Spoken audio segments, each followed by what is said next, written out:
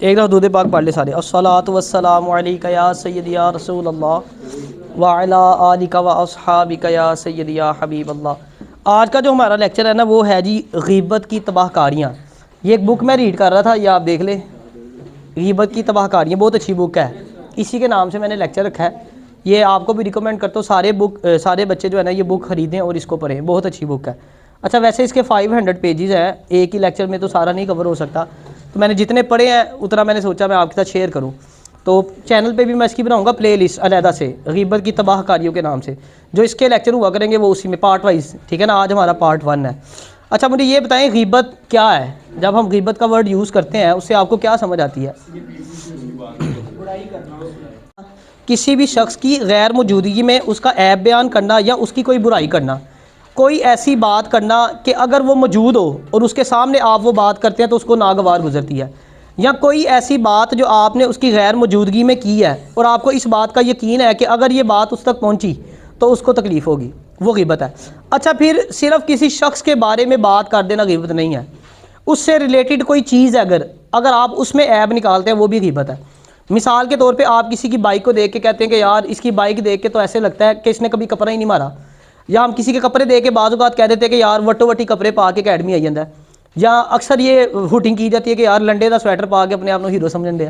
تو جو اس طرح کی باتیں ہیں نا جو اس سے ریلیٹڈ چیز میں آپ خامی نکال رہے ہیں، کسی کی گاڑی میں کوئی ڈنٹ پڑا ہوا ہے آپ اس کے بارے میں کوئی بات کر رہے ہیں، کسی سے ریلیٹڈ چیز بھی ہے اس میں بھی اگر آپ عیب نکال رہے ہیں تو وہ بھی غیبت ہے، یعنی اتنا نازک معاملہ ہے۔ نبی علیہ الصلوۃ والسلام سے نا سوال کیا گیا کہ پیارے آقا اگر ہم کسی کا کوئی عیب بیان کرتے ہیں، کسی کی کوئی برائی کرتے ہیں ہم، اور وہ برائی واقعی ہی اس میں پائی بھی جاتی ہے تو کیا وہ بھی غیبت ہے؟ تو نبی علیہ الصلوۃ والسلام نے ارشاد فرمایا کہ اگر وہ عیب وہ برائی اس میں پائی جاتی ہے تو وہ غیبت ہے، اگر وہ عیب وہ برائی اس میں نہیں پائی جاتی تو وہ بہتان ہے، اور بہتان آپ کو پتہ ہے ڈبل گناہ ہے، یعنی ایک بات اس میں ہے ہی نہیں اور وہ پھر بھی آپ اس کے بارے میں بیان کر رہے ہو، یعنی دونوں طرف ہی کام خراب ہے، دونوں ہی بڑے گناہ ہیں۔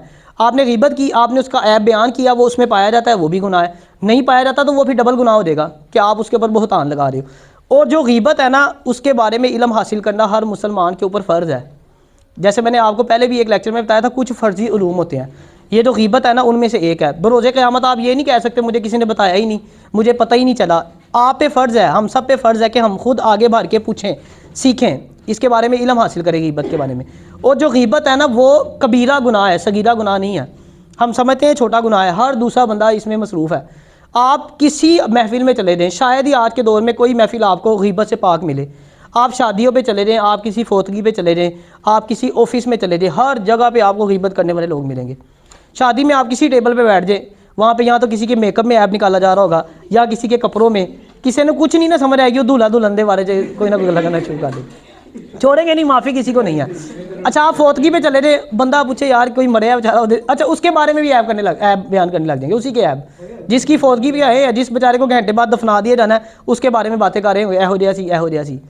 دفتروں میں چلے جائیں، سارا دن ملازم بیٹھ کے نا افسر کی غیبتیں کرتے رہتے ہیں، پھر کبھی نوٹ کرے آپ 3 بندے اکٹھے بیٹھے ہوں گے نا وہ کسی چوتھے کی غیبت کر رہے ہیں، جیسے ہی ایک اس میں سے اٹھ کے رہے گا نا اب جو 2 بیٹھے ہیں نا وہ جانے والے کی غیبت شروع کر دیں گے، مطلب اتنا زیادہ کامن ہو چکا ہے۔ پھر بڑا کیا چھوٹا کیا، جوان برا، پڑھا لکھا، کوئی ان پڑھ ہے، ٹھیک ہے نا، کوئی دیندار بندہ ہے، کوئی دنیا دار بندہ ہے، ہر دوسرا بندہ آپ کو غیبت میں مبتلا ملے گا۔ غیبت بہت بڑا گناہ ہے، غیبت کے بارے میں اس میں کافی زیادہ اس کی تباہ کاریاں لکھی ہیں، جس میں سے میں نے کوئی 8 یا 9 نکالی ہیں۔ اس میں سے جو نمبر 1 ہے نا، غیبت کرنے والے کا خاتمہ بہت برا ہوتا ہے، اچھا خاتمہ نہیں ہوگا۔ اچھا غیبت کرنے والے کی کوئی دعا قبول نہیں ہوتی، پھر غیبت کرنے والے کی نیکیاں ضائع چلی جاتی ہیں، جیسے آگ لکڑی کو جلا دیتی ہے نا، جیسے دیمک لکڑی کھا جاتی ہے، ویسے انسان کی غیبت اس کی نیکیوں کو کھا جاتی ہے۔ پھر غیبت جو ہے وہ سود اور زنا سے بڑا گناہ ہے، غیبت کرنے والا ایسا ہی ہے جیسے اس نے اپنے مردہ بھائی کا گوشت کھایا۔ کہتے ہیں غیبت کو اگر سمندر کے اندر گرا دیا جائے نا تو سارا سمندر جو ہے نا وہ بدبودار ہو جائے۔ پھر غیبت کرنے والے کو بروز قیامت کتے کی شکل میں اٹھایا جائے گا، غیبت کرنے والا سب سے پہلے جہنم میں جائے گا، اور اگر توبہ کر بھی لی نا تو سب سے آخر میں جنت میں جائے گا۔ کتنی بدبختی ہے دیکھو، جہنم میں سب سے پہلے جانا ہے اور اگر توبہ کر لیے تو پھر سب سے اینڈ پہ جائے گا جنت میں۔ معراج کی رات نا نبی علیہ الصلوۃ والسلام نے ایک قوم کو دیکھا، اس قوم کے جو لوگ تھے نا وہ اپنے ناخنوں سے اپنے سینے کو اور اپنے چہرے کو کھرچ رہے تھے۔ تو نبی علیہ الصلوۃ والسلام نے حضرت جبرائیل علیہ السلام سے پوچھا کہ یہ کون لوگ ہیں؟ آپ نے فرمایا کہ پیارے آقا یہ وہ لوگ ہیں جو دنیا کے اندر لوگوں کی غیبت کیا کرتے تھے۔ اسی طرح 2 روزہ دار نا نماز پڑھ کے فری ہوئے تو نبی علیہ الصلوۃ والسلام نے ان کو حکم دیا کہ پہلے وضو کرو دوبارہ، نماز ادا کرو دوبارہ، اور جو تم نے روزہ رکھا ہے نا اس کو مکمل کر کے کل پھر تم نے اس کی قضا بھی کرنی ہے، یعنی وہ روزہ بھی دوبارہ رکھنا ہے۔ اب انہوں نے جب وجہ دریافت کی نا تو پیارے آقا صلی اللہ تعالیٰ علیہ وآلہ وسلم نے ارشاد فرمایا کہ تم نے فلاں شخص کی غیبت کی ہے، یعنی دوبارہ ان کو حکم دیا وضو بھی دوبارہ کرو، نماز بھی دوبارہ پڑھو، اور روزہ بھی جو ہے وہ تم نے دوبارہ رکھنا ہے۔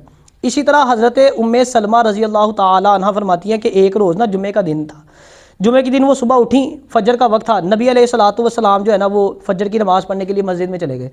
آپ فرماتی ہیں کہ انصار عورتوں میں نا ایک جو ان کی پڑوسن تھی وہ ان کے پاس آئی تو اس نے کچھ مردوں اور عورتوں کے بارے میں نا غیبت کرنا شروع کر دی۔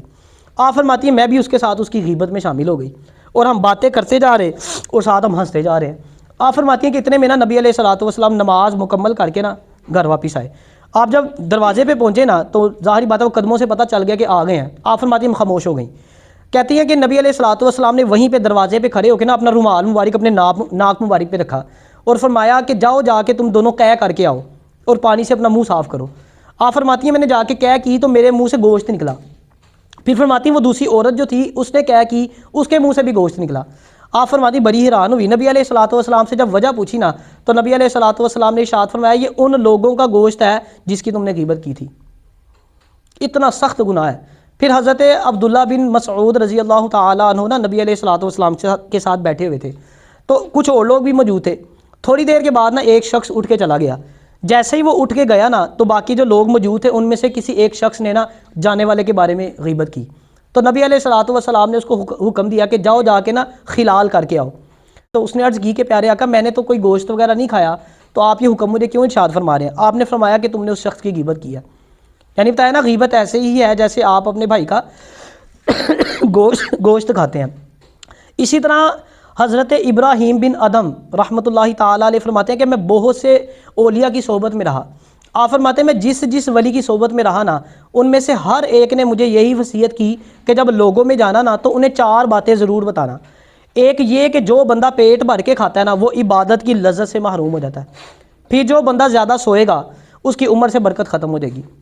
جو بندہ غیبت کرے گا وہ ایمان سے دور ہو جائے گا، اور جو بندہ لوگوں کی خوشنودی میں لگا رہتا ہے یعنی لوگوں کو راضی کرنے میں لگا رہتا ہے وہ بندہ اللہ کی رضا سے محروم ہو جائے گا۔ اچھا ہر غیبت بھی بری نہیں ہے۔